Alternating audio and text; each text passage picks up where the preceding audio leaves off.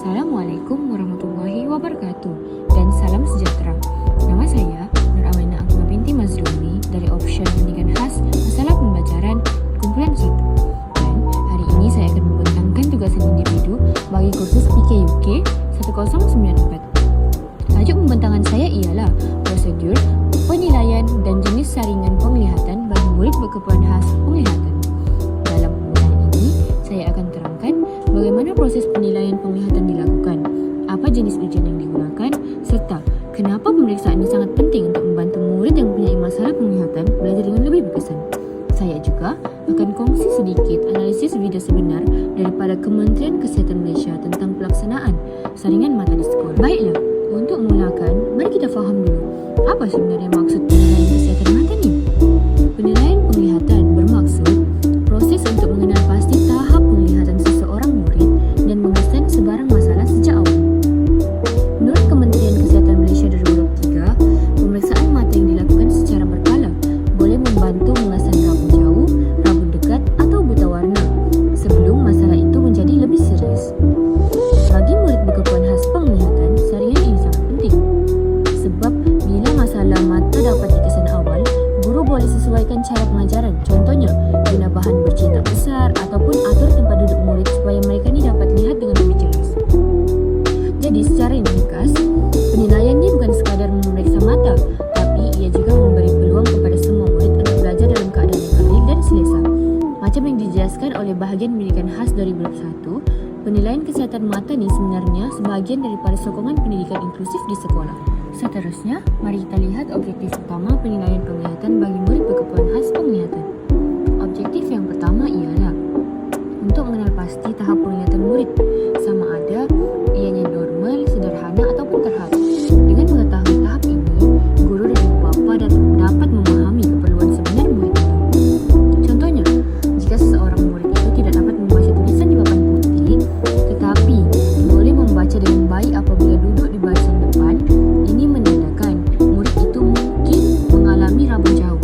Maka guru itu boleh tempatkan murid itu lebih dekat ataupun menjalankan pemeriksaan mata. Objektif yang kedua pula ialah mengesan masalah penglihatan sejak awal. Pengesanan awal ni amat penting kerana jika tidak dikesan, masalah boleh menjadi lebih serius dan menjejaskan prestasi akademik murid. Sebagai contoh, murid yang tidak dapat melihat dengan jelas mungkin hilang tumpuan di dalam kelas. Dia akan menjadi pasif ataupun mudah hilang motivasi untuk belajar. Objektif yang ketiga pula ialah menentukan intervensi atau rawatan yang sesuai. Ada murid yang hanya perlukan cermin mata, tetapi ada juga yang memerlukan alat bantuan khas seperti kanta pembesar ataupun bahan bercetak besar. Yang keempat, membantu guru merancang kaedah pengajaran yang inklusif. Contohnya, guru boleh gunakan tulisan besar, warna yang berkontras tinggi ataupun memastikan pencahayaan kelas mencukupi. Akhir sekali, penilaian penglihatan membantu memastikan murid berkeperluan khas penglihatan mendapat akses pendidikan yang adil dan setara dengan murid lain. Seperti yang ditegaskan oleh bahagian pendidikan khas 2021, pengesanan awal memberi peluang kepada guru dan ibu bapa untuk bekerjasama dalam menyokong perkembangan murid dengan lebih berkesan. Sekarang, mari kita bincangkan 4 jenis utama ketidakupayaan penglihatan yang biasa berlaku dalam kalangan murid berkeperluan khas. Yang pertama, buta sepenuhnya. Murid dalam kategori ini tidak dapat melihat langsung, termasuk cahaya. Mereka belajar menggunakan sistem braille, alatan bantu bunyi dan komputer bercakap seperti JAWS. Contohnya, seorang murid buta sepenuhnya boleh membaca menggunakan papan braille dan mendengar bacaan teks melalui aplikasi pembaca skrin.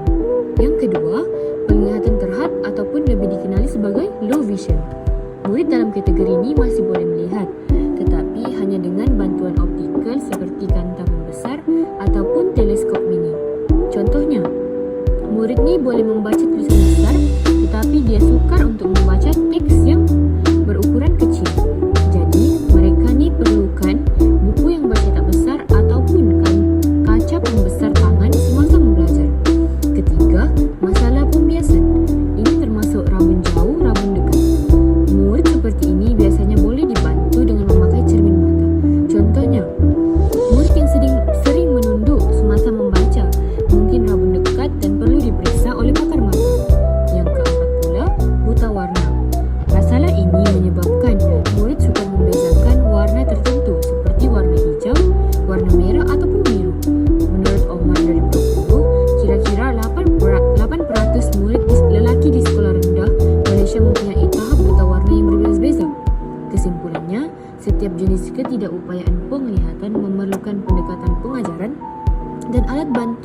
yang berbeza agar murid ni dapat belajar dengan lebih berkesan. Kemudian, penilaian penglihatan sangat penting kerana ia memberi kesan langsung terhadap pembelajaran dan perkembangan murid. Yang pertama, ia membantu mengesan masalah penglihatan sejak awal. Pengesanan awal memberi peluang untuk tindakan segera diambil sebelum keadaan menjadi lebih serius. Sebagai contoh, jika seorang murid prasekolah dikesan rabun jauh, intervensi awal seperti pemakaian cermin mata boleh mencegah kelewatan membaca atau menulis. Yang kedua, penilaian membantu guru memahami tahap sebenar penglihatan murid. Guru yang peka boleh menyesuaikan strategi pengajarannya. Contohnya, dia menggunakan warna-warna yang terang ataupun meningkatkan pencahayaan di dalam kelas. Yang ketiga, penilaian juga memberi manfaat emosi kepada murid. Murid yang dapat melihat dengan lebih baik ataupun dengan lebih jelas, mereka akan lebih yakin dan aktif dalam kelas. Sebagai contoh, seorang murid yang sebelum ni malu untuk membaca di depan kelas mungkin menjadi lebih berani selepas menerima alat bantu penglihatan. Akhir sekali, penilaian membantu memastikan semua murid, tidak kira keupayaan penglihatan mereka, mendapat peluang pembelajaran yang adil. Seperti yang dijelaskan oleh Kementerian Kesihatan Malaysia 2023, penjagaan kesihatan mata bukan sekadar tanggungjawab doktor, tetapi juga melibatkan guru, ibu bapa dan juga komuniti sekolah. Samping itu, terdapat 4 jenis utama saringan penglihatan yang digunakan untuk menilai murid berkebutuhan khas penglihatan. Yang pertama, saringan ketajaman penglihatan. Ujian ini menilai sejauh mana murid ni dapat melihat dengan jelas. Ia menggunakan karta Snellen atau Lia Symbols di mana murid ni perlu membaca huruf atau simbol tu dari jarak 6 meter. Contohnya, jika murid tidak dapat baca huruf baris keempat dari atas, ini menunjukkan tahap rabun jauh. Yang kedua, ujian buta warna. Ia menggunakan kad Ishihara yang mengandungi nombor-nombor berwarna. Murid akan diminta menyebut nombor yang mereka nampak. Jika mereka tidak dapat mengenal pasti nombor tertentu, ini menandakan kekurangan keupayaan warna. Contohnya, murid tu mungkin nampak nombor 12 sebagai kosong. Tanda mereka buta warna merah dan juga hijau. Yang ketiga, pemeriksaan struktur mata. Ini dilakukan oleh pakar mata menggunakan lampu celah untuk memeriksa bahagian dalaman mata seperti retina dan saraf optik. Contohnya, ujian ini boleh mengesan masalah seperti katarak atau glaukoma sejak awal lagi. Yang keempat, saringan fungsional. Ia melibatkan pemerhatian terhadap cara murid ni menggunakan penglihatan dalam aktiviti seharian. Guru atau pakar akan melihat bagaimana murid ni membaca buku, berjalan di koridor ataupun mencari barang. Contohnya, jika murid ni kerap tersandung ataupun mendekatkan muka terlalu dekat ke arah meja, ini menunjukkan mereka mempunyai kesukaran visual fungsional. Menurut Rokia Omar 2020, gabungan keempat-empat ujian ni memberikan gambaran paling menyeluruh tentang keupayaan visual sebenarnya. Seterusnya, prosedur penilaian perlu dijalankan dengan teliti bagi memastikan hasil yang tepat dan sahih. Langkah pertama, sediakan suasana bilik yang sesuai, iaitu pastikan pencahayaannya cukup terang dan murid berasa tenang. Langkah kedua, jalankan ujian jarak jauh menggunakan carta Snellen. Murid berdiri 6 meter dari carta dan diminta membaca huruf dari baris atas ke bawah. Jika murid hanya mampu membaca huruf yang besar di bahagian atas, itu menunjukkan murid itu mengalami rabun jauh. Langkah ketiga, jalankan ujian jarak dekat menggunakan kad bacaan khas yang dipegang kira-kira 40 cm dari mata. Ini membantu mengesan rabun dekat. Langkah keempat, jalankan ujian warna menggunakan kad Ishihara untuk mengenal pasti buta warna. Langkah kelima, pemerhati catat tingkah laku murid. Contohnya, jika muridnya menutup mata, mencondongkan kepala ataupun kerap menggosok mata mereka, itu tanda masalah penglihatan. ujian menunjukkan masalah, murid dirujuk kepada pakar oftalmologi untuk pemeriksaan lanjut dan rawatan. Menurut Kementerian Kesihatan Malaysia 2023, prosedur yang sistematik seperti ini memastikan tiada murid yang terlepas daripada penekanan awal.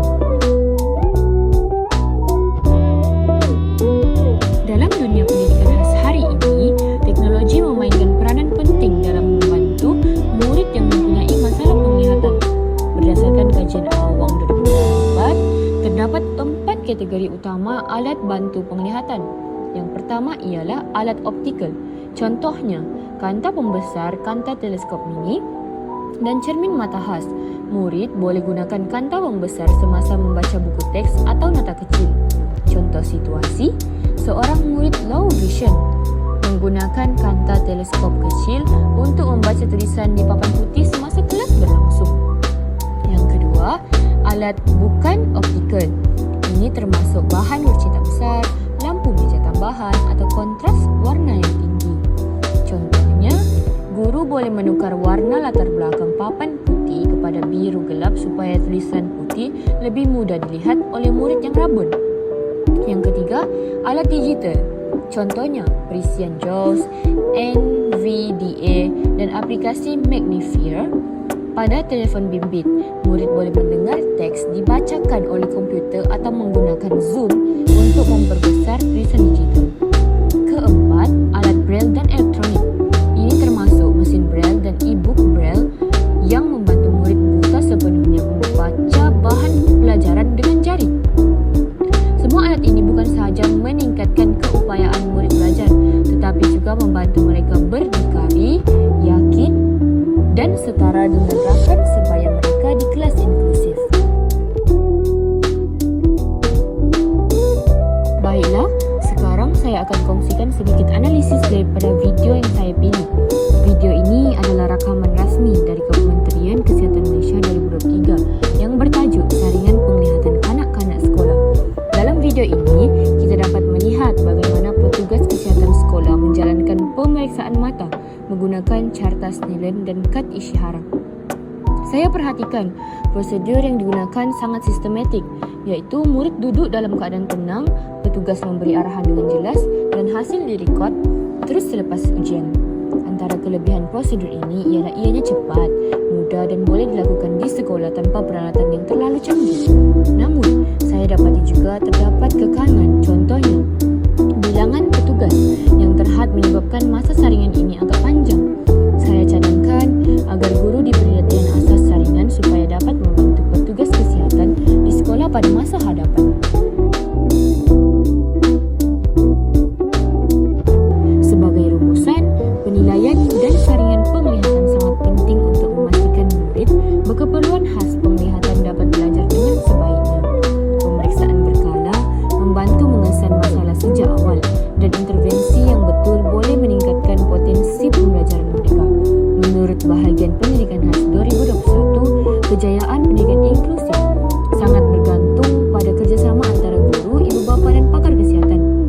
Jadi, apabila semua pihak memainkan peranan masing-masing, murid berkeperluan khas penglihatan bukan sahaja mampu belajar dengan baik, malah mereka boleh berjaya setanding dengan murid lain.